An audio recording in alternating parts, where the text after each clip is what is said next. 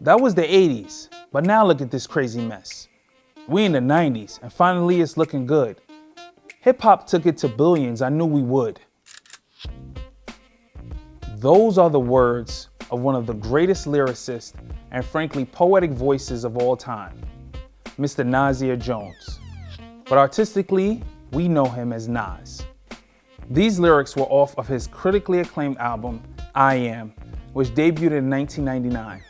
That's right, over 20 years ago, Nas said these prophetic words during hip-hop's golden era when profits from rap music started to reach millions of dollars a year.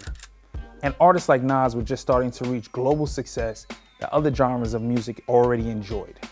Since then, hip-hop has taken off to heights once thought unimaginable.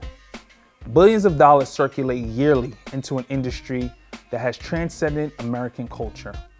Hip-hop is now as American as the Second Amendment. Well, almost. But during rap's meteoric rise, one can't ignore the misogynistic, grotesque, and utterly shameful lyrics that permeate the industry. Some of the most popular songs paint black people, especially women, in the most vile and disgusting depictions that someone could be called in any race. One might excuse these depictions as entertainment if there weren't so many examples of life imitating art. This feature isn't an indictment on hip-hop, rather a fact-based reminder that our culture has practiced what we have rapped for many years.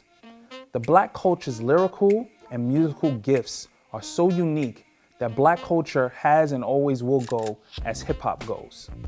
But along the way, repeated stylistic flows of such a great culture have been amplified by the damaging reality of said music in the arena of the world.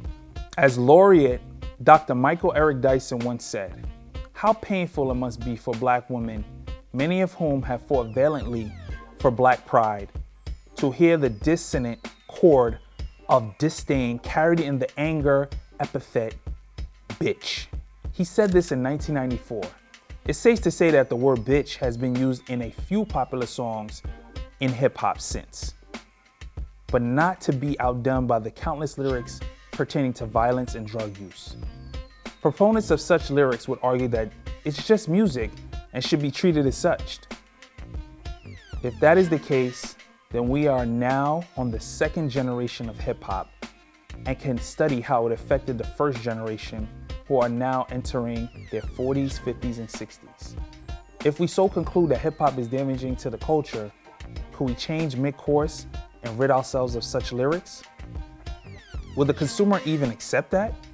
Do the people who prop up these songs and benefit from the bottom line even care? Because let's be real, the beneficiaries don't all look like the artists who perform these songs. With that being said, this is a Nasirima featured article, The Collateral Damage of Hip Hop.